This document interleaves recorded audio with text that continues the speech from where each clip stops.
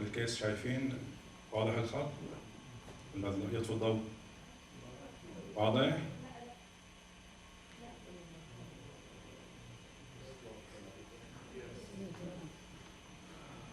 Case presentation. Dr. Azam, to make sure that people from the second floor are here. Just a second. Right.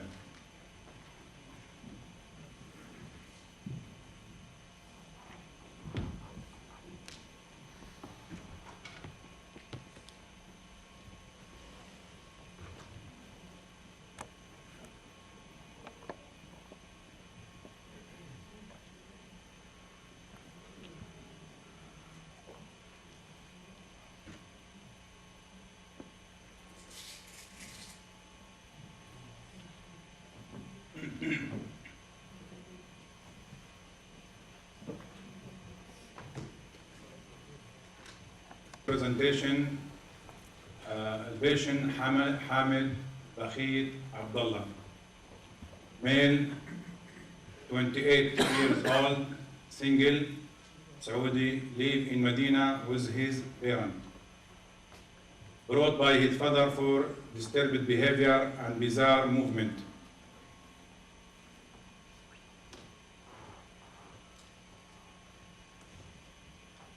History of present illness.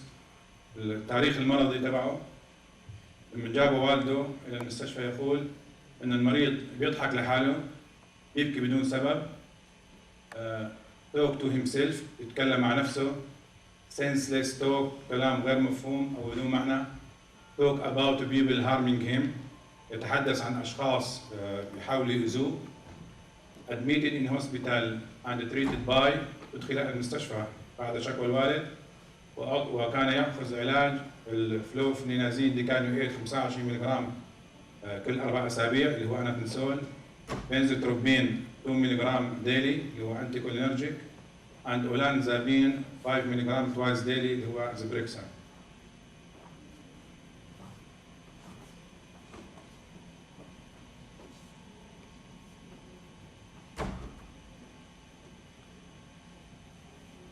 باست هيستوري. التاريخ المرضي للمريض. المرض بدأ معه منذ 3 سنوات.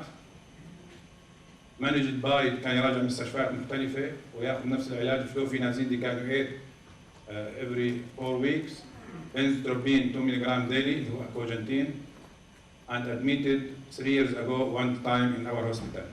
يعني يدخل المستشفى مرة واحدة من 3 سنوات، وهي المرة الثانية منذ أسبوع، منذ 3 أيام. No past physical illness relevant to his condition. ما في أي مرض عضوي يعني قد يكون هو السبب للحالة النفسية عنده. No past forensic history. ما في أي تاريخ طبي شرعي للمريض. Family history. والده عمره 60 سنة عنده مرض delusion disorder، اضطراب ضلالي. والدته عايشة وصحتها كويسة عمره 55 سنة. عنده هو الأخ الأكبر اللي من بين 5، 2 ذكور 2 إناث.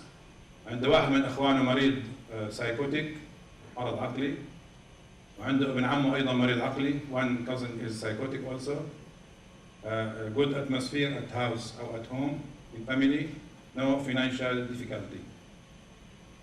Then family history positive for psychotic illness. The personal history.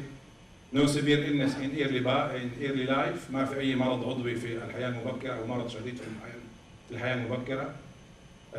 درس حتى الثالث ثانوي في المدارس، لكن كان إنجازه المدرسي ضعيف، يعني رسب أكثر من سنة. وكان سلوكه أيضا غير طبيعي، كان يتشاجر مع زملائه بكثرة ويهرب من المدرسة. الجوب حاليا ما في أي مهنة، جوبليس. دخل العسكرية لمدة 6 أشهر ثم فصل بسبب الغياب. أيضا اشتغل حارس أمن لمدة 2 شهرين وفصل أيضا بسبب سلوكه. مدخن شديد، هيفي سموكر. يستخدم الأنفيتامين بصورة متفرقة منذ 5 سنوات. البري موربيد بيرسوناليتي اللي أخذناها من المريض من أبوه، فقط أن المريض غير مهذب وأحيانا يكذب. mental state examination on admission عند الدخول. كان المريض هايبر أكتيف، شديد الحركة، neglected، هامل لنفسه، abnormal voluntary movement، بعض الحركات الإرادية غير طبيعية، dystonic movement، حركات تشنجية أو تيبسية في الأطراف. tremor and salivation. blunted mood، المود تبعه والعاطفة متجمدة زي ما شرح الدكتور عثمان. no suicidality، ما في أي أفكار انتحارية أو محاولات انتحارية. البيشنت hallucinated، عنده هلاوس. عنده second person auditory hallucination، يعني بيسمع ناس بيكلموه. and third person auditory hallucination، وبيسمع ناس بيتكلموا عنه. no illusion، talk incoherent، كلامه غير مترابط. poorly informative، ضعيف المعلومات. and talk irrelevant، أحيانا تسأل سؤال يعطيك جواب ثاني. عنده persecutory and grandiose delusion، ضلالات اضطهادية وضلالات العظمة. أيضا عنده thought insertion and thought withdrawal and thought broadcasting، بحس إن الأفكار اللي عنده هي يعني مقحمة عليه، وأحيانا بحس إن الأفكار مسحوبة من دماغه ويسمع إنه التلفزيون بيتكلم عنه. not incited about his illness، ما أنا مقتنع إنه هو مريض ولا بيعرف إنه هو عنده mental illness. المريض conscious and oriented to a place and person and time. impaired concentration and attention concentration متأثرة بالمرض. investigation and physical examination، عمل الفحص الجسدي كامل للمريض، chest heart abdomen كلها كان طبيعي. neurological symptom or sign، فقط عنده الديستونيا والتريمور قلنا عليها. البلاد بريشر كان 120 على 80 والبلس 88 والتمبرتشر 37. الانفستيجيشن عملت سي بي سي والليفر فانكشن تيست والكدني فانكشن تيست والفاستنج بلاد شوجر والالكترولايت كلها كانت ضمن الطبيعي. تشيست اكس راي ايضا ضمن الطبيعي. وشكرا.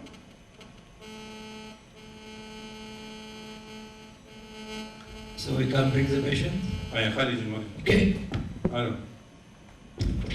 أيوه. عليكم كل يا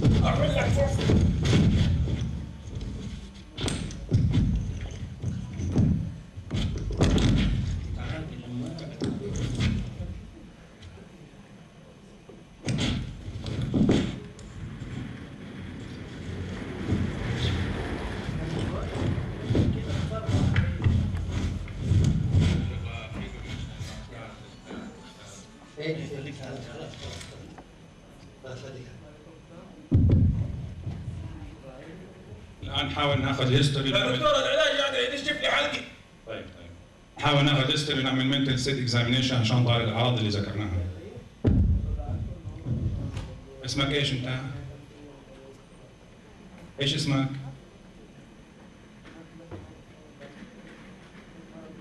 اسمك ايش؟ كلمني.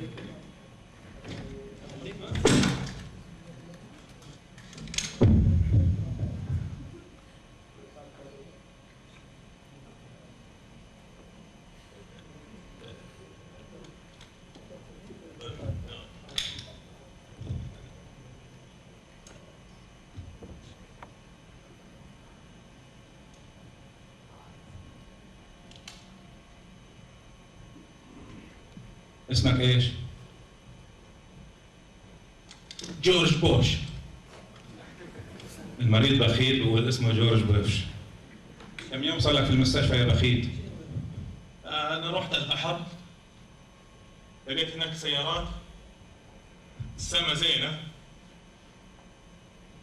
ياكلون فسفس. يا أخي فكوني في حالي يا أخي. صحيح. انت جابوك اهلك على المستشفى عشان ايش؟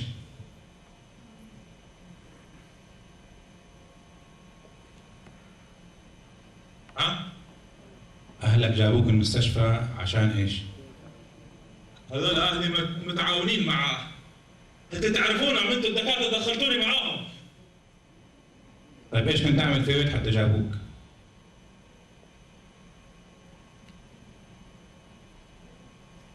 ما اسوي شيء. طيب بتحس بايش حاليا الان؟ ما في شيء.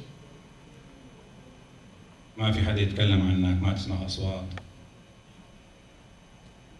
زي ما انت عارف ما في اصوات. ايش تسمع لك لما تتكلم مع نفسك؟ ايش تسمع؟ هو اصلا انا العلاج حقه هذا اللي كل شيء كثير او الراحه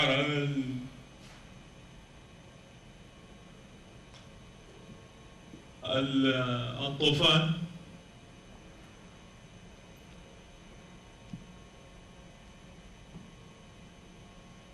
شايف؟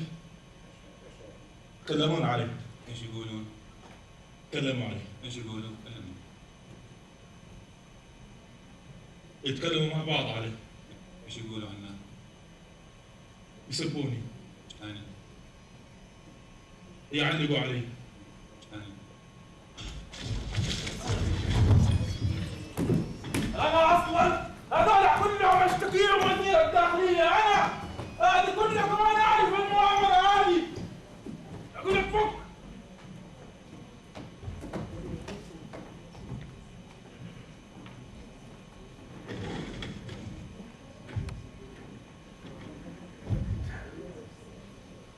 يسمع ناس يتكلموا مع بعض عنه فهي تصير اوديتوري هالوسينيشن. ايش ثاني تحس بايش؟ ليش تضحك؟ انا ما اضحك. لك عملت ايش؟ ما عملت شيء، انت تضحك. طيب انت كم يوم صار لك في المستشفى؟ ما ادري. انت ضحكتوا علي قلتوا لي نوديك البيت جبتوا لي هنا عند هذول المتآمرين كلهم. انا كلهم انا بعدين انا بس انا جورج بوش ما تعرفوني انا كلكم.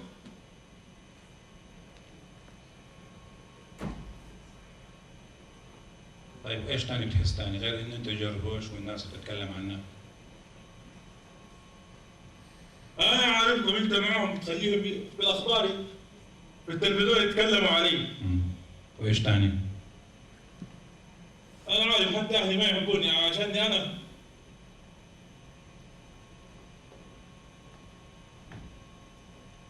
انا احسن منهم عشان كذا ما يحبوني. طيب انت بتاخذ علاج من كم سنه؟ انت من كم سنه بتاخذ علاج يا اخيت؟ انا من زمان اخذ العلاج. كيف وضعك كويس مع العلاج؟ العلاج اللي بتاخذ الابر كل شهر، ابره كل شهر والحبوب البيضاء. انا ما اخذ البيض. ابو صليب. ما اخذ علاج انا ما اخذ البيض. طيب نومك؟ والطارق وما ادراك ما الطارق.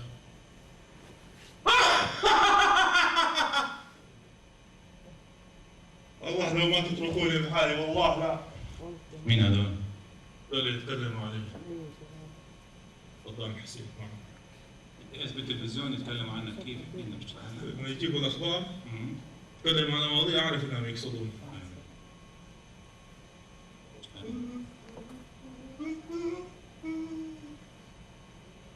انت بتنام كويس يا بخيت؟ انا شهيدك للطعام كيف؟ انا طيب انت عندك اي مرض؟ ما انا عندك اي مرض؟ ما انا امس متى نمت اي ساعه؟ امس لما ادوني الابره مين اعطاك الابره؟ المتآمرين. هذا خليل.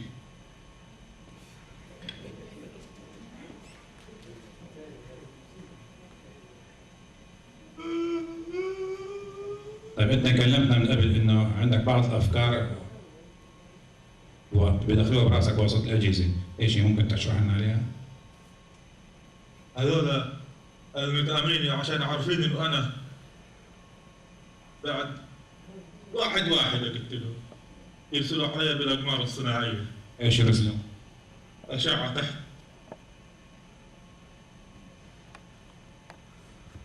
والأشعة تعمل معك ايش هي لما يرسلوها؟ عشان يراقبوني. وايش تعني؟ يعرفوا ايش اسوي. حتى الجن مسلطينهم علي. ايش يعملوا لك الجن؟ يضطهدوني. كيف يضطهدوك؟ يعملوا ايش يعني؟ تحرشوا بي. طيب عندك أي شغلات تانية بتحب تقولها للناس هنا؟ أي شكوى غيرها؟ أنا قلت لأبوي زوجني، قال لي معي. ايش رفض يزوجك؟ أنا قلت له زوجني نانسي عجرم، قال لي هذه كافة. ما رضي. أنت بتدخن يا بخيت؟ يا بخيت.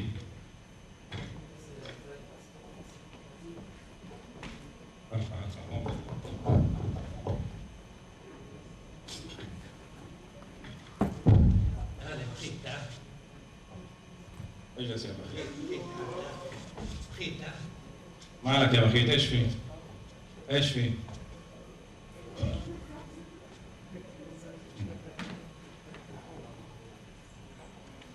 يا بخيت انت بتدخن؟ ها؟ بتدخن؟ ما دخل.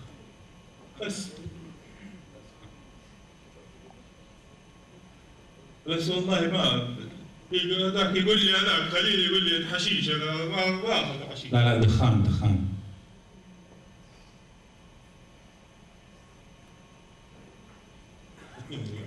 طيب كم سيجارة بتدخن في اليوم؟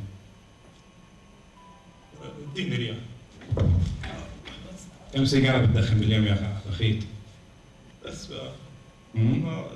باكيت ثالث خلص. باكيت ثالث خلص. 3 باكيتات باليوم.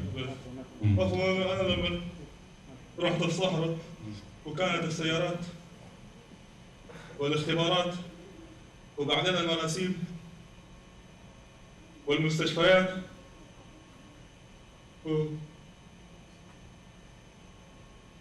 دكتور عندي تشنه يعطيني إبرة حارة يا دكتور. طيب دحين أعطيك إبرة دحين. بخيت أنت من 5 سنين من زمان كنت تستعمل حبوب بيضاء، تتذكرها؟ مسهرة. أنا ما أستخدم هذا الدكتور شكيل هذا يقول أنا أستخدمه. ما أستخدمه. بس كم مرة أخذتها من قبل؟ على خفيف. يعني كم حبة في اليوم؟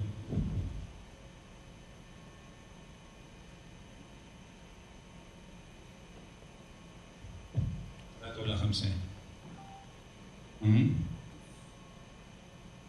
بخيت 3. وكم سنة استعملتها؟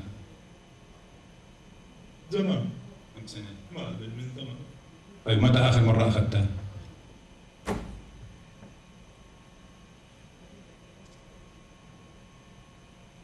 آخر مرة استعملت الحبوب المنشطة متى؟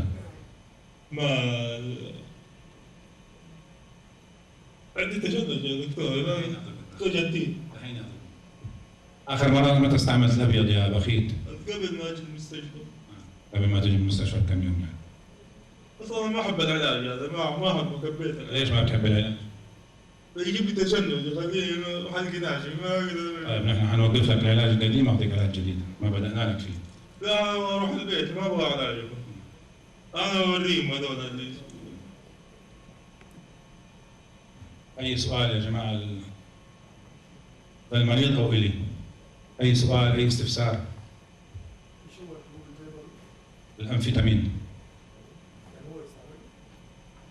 أي سؤال؟ ممكن تسأل المريض مباشرة أو تسألوني حسب هذا جني بس جاي بشكل كذا مين أنا عارفكم كلكم مين مرسلتوا. أي سؤال يا جماعة؟ لا الوضع كان أسوأ الوضع، لكن من 3 أيام دخل تحسنت حالته أنا أضفنا له علاج جديد إن شاء الله.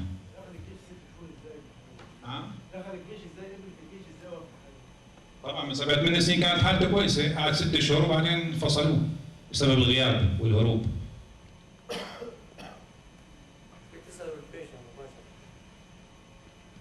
سؤال؟ طب ما يمشي المريض أي سؤال؟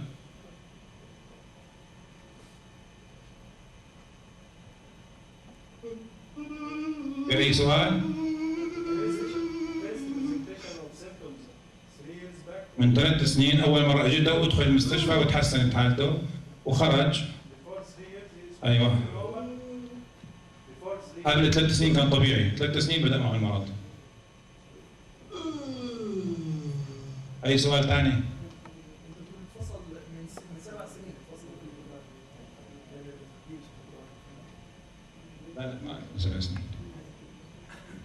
قبل 3 سنين كان عسكري ودخل 6 شهور انفصل. واشتغل حارس امن شهرين وانفصل. اي سؤال؟ عايزين نسأل. اسال. يا بخيت. بخيت. لو رجعوك تاني تشتغل حارس امن ترجع تشتغل؟ اشتغل حارس امن؟ اصلا انا مين قال لك؟ جورج بوش ما كان حارس امن اصلا. ازمر انديزتي. اي سؤال؟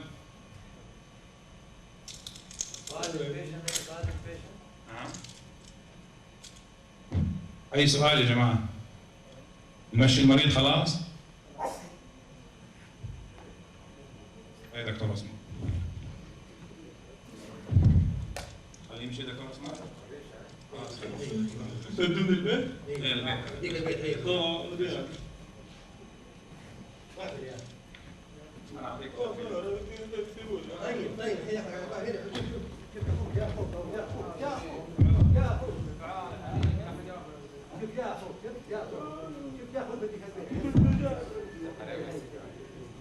السلام عليكم.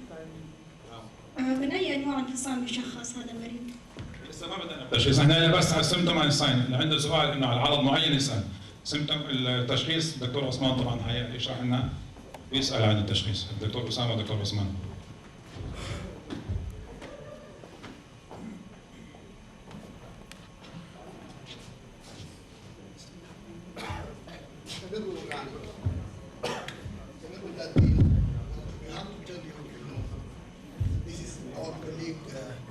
شادي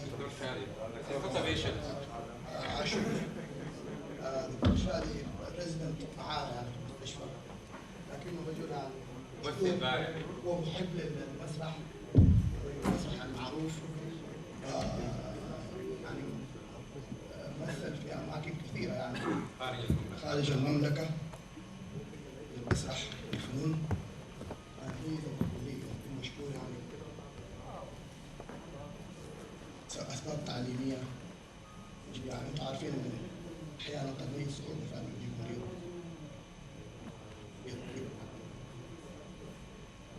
كويس انه يعني ذاك الفرصه to see as many signs and symptoms as possible. لانه حتى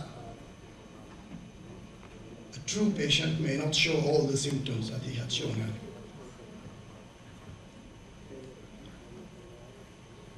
Question is, أسامة عايز يسأل question.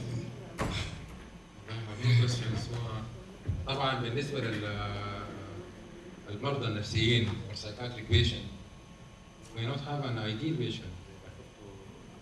مريض بخيت يعني بس uncooperative ممكن you can see a psychiatric patient without patient clinic. We see him at the ER, we see him at the health center, we see him at the surgical or medical ward. مرات بيكون aggressive, the patient could be aggressive, uncooperative, he run out of the door. It is not all the time that the patient will sit with you and give you history and give you full details about the problems and do a full mental state examination of the patient. المرضى النفسيين مش كلهم مثاليين، يعني انت تشوف مريض كما هو في الكتب ويكون متعاون وكذا، يعني ممكن يحصل اي شيء، فلا بد ان يكون يعني اذا كان مريض potentially aggressive you have nurses around you and you have nearby help around. Let us start by the history actually.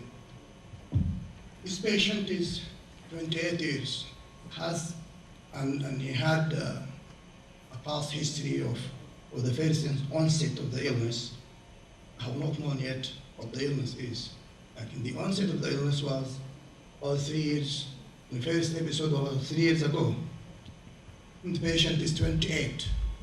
Has this got any significance? Age. And what is the significance of age? This condition. Sorry? I don't think I have heard you.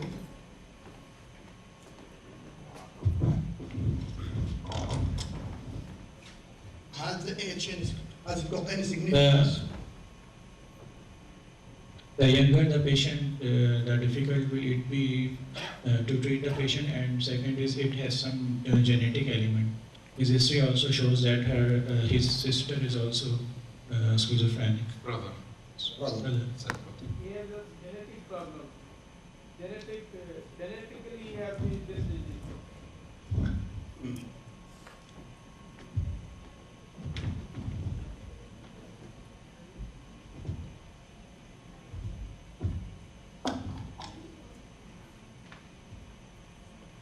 He has psychic gene in his genetics. His father was sometime, his sister was, and his one cousin was there. They have the genetic problem. In young age, normally it happens when there is some problem in gene. Problem of genes. We'll come to that. It is a relevant point, but we'll come to it. I'm not talking about the age. What's the significance of taking the age of this patient, of having the age of this patient as stated? They said it is 28. Has it got any significance? This is the top age incidence of schizophrenia. Maybe some drug history, but maybe he's taking drug. Exactly. Usually this age, at this age they take this drugs about amphetamine and usually around this age. From Time of taking illicit drugs or substance abuse. Abuse. And here the trial has mentioned a valid point. Age. Age, yes, for schizophrenia in males and females, it is in their 20s. This is the age of onset for schizophrenia. It's a little bit later for females, and for males it is around this age, between 25, something like that. Actually, this is the significance of age. That this is a young adult, and schizophrenia is, we have not yet, of course, diagnosed schizophrenia, but we are going on to pick up one point by another to reach the diagnosis. Now, one of the diagnoses, a possible diagnosis, is schizophrenia. You are putting it in your mind, a psychotic patient. The age of onset for schizophrenia is usually during adolescence and young adulthood. Maybe he's a little bit older than the usual age for a male patient.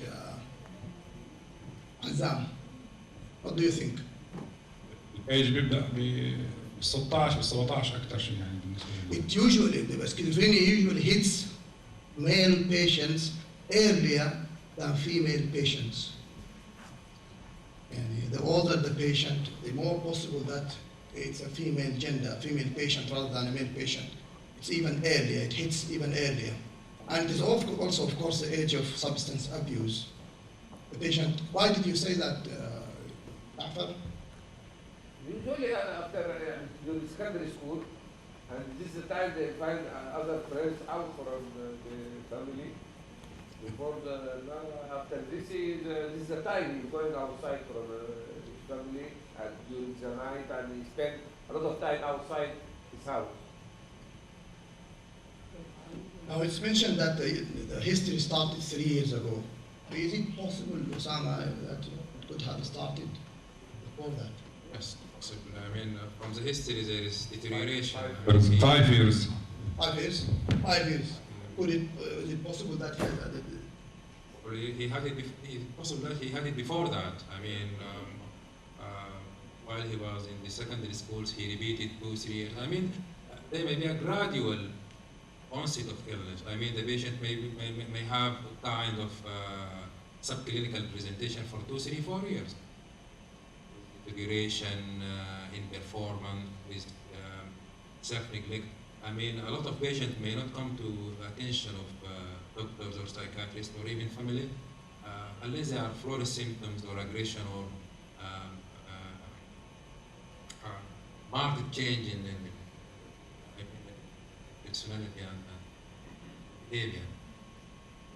A lot of kind of psychotic illness may go undetected for long. Most patients usually they come to us when they have already had the disease for about 5-10 years. Even if for us it seems to be the first episode, but they could have the illness having begun some years before the first onset. And again, most patients do not come to us first. They go to traditional healers more than us actually. يعني في البداية بيجربوا العلاج بالطب الشعبي أو علاج طبعا بالرقية شرعية، وحتى بعد ذاك يجوا للطبيب. فلازم معظم المرضى اللي بيجوا يكون عندهم past history of illness. يعني it's not the first episode for them. Most of our patients. Anything valid in the history? Any other point in the history? I think Sama, regarding this patient. From the history, male sex is affected in this family. He has 2 brothers, one of them affected, 2 sisters, none of them affected. Also the mother is free. So I suspect X-linked inheritance. It's good actually to calculate it this way, but I think probably we might have been wrong, because schizophrenia usually it is a genetic illness. It's an illness that is inherited, but the means or the mode of inheritance is not known for anybody. We don't know what sort of inheritance or what mode of inheritance is it. There are so many theories, but amongst them, X-linked inheritance doesn't come. But of course, from history, you would think of X-linked inheritance. Definitely, yes. Yes.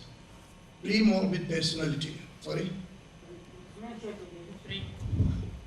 It's mentioned that he has 2 brothers with psychiatric disease. Is it of significance regardless of the presentation of the other brothers? And any psychiatric illness in the family could be the predisposing factor for others to develop schizophrenia, for example, or the same mental disease. 2 schizophrenics, the others expected to develop schizophrenia. I mean, most probably, I mean, if the father is psychotic, as in this case, and one brother is psychotic, and a cousin is psychotic, you expect most probably for the patient to have psychosis, same like them. But I mean, that does not exclude parents of other psychiatric illnesses in the same family. But by logic, genetically, if the father or brother are both psychotic, expect another member to be psychotic. Okay. So, regarding pre-morbid personality, any comments you have about it in the history? Yes, pre-morbid personality. He was taking vitamin D. Is there predisposes to the neurotransmitter to exaggerate this condition? This neurotransmitter, that can also activate dopamine and whatever is responsible for this kind of thing. When you suppose he is not the genetic man, he is Yeah. only one. And when this exaggerates this, maybe he is taking vitamin, maybe he is taking something else. This is another issue in history and Important. it's very important and very relevant. And for amphetamines, it causes a psychotic illness undistinguishable from or amphetamine abuser. They can cause a kind of psychosis are not distinguished from. But there are other points in the history and investigation and to know which is which. this patient is just a drug-induced psychosis, taking amphetamines and for a short period, and then when he stops taking amphetamine, then he will be all right. Or is he taking amphetamine for years and years, and this is causing chronic psychosis? Or is this patient really schizophrenic? And then on top of that, some schizophrenic patient, after developing the illness, they neglect themselves, and they can go into taking illicit drugs. So by investigation from history, you can know which is which. Is it a pure intake of illicit drugs? Is it schizophrenic illness alone? Is it a dual diagnosis? This is all possible in differential diagnosis. Okay, so. regard the pre-morbid personality طبعا عزام ما قدر ياخذ او من المريض يعني احنا نفترض انه المريض احيانا ما بدي كل شيء طبعا this is definite نحن كتبناه هيستري طبعا كاتبه عزام من عنده يعني فنفترض انه المريض ما قدر يعطيه all what he wants. لكن in case if you are thinking of a psychotic patient and he's thinking of schizophrenia, we want to know what sort of life was this patient leading before he gets ill. Just because he says certain personalities may be one of the pre-morbid personalities for the initiation of schizophrenia, like schizoid personality, schizotypal personality. Now, we don't mind, we can describe it. يعني أحيانا المريض اللي حيصاب بالفصام يكون من بدري عنده تفكير خاص فيه نوع من الفلسفة والشذوذ، تفكير نفسه منعزل عن الناس حتى قبل إنشاء المرض. This is usually described as a pre-morbid personality for such type of patient. This regards the history، لكن مش لاحظته على المريض وهو داخل and the way he is. What did you pick up from it? أول ما دخل. This is our patient by the way. هذا هو البيشنت. Dr. Shadi is a registrar in a psychiatric hospital, and he is a member of the Saudi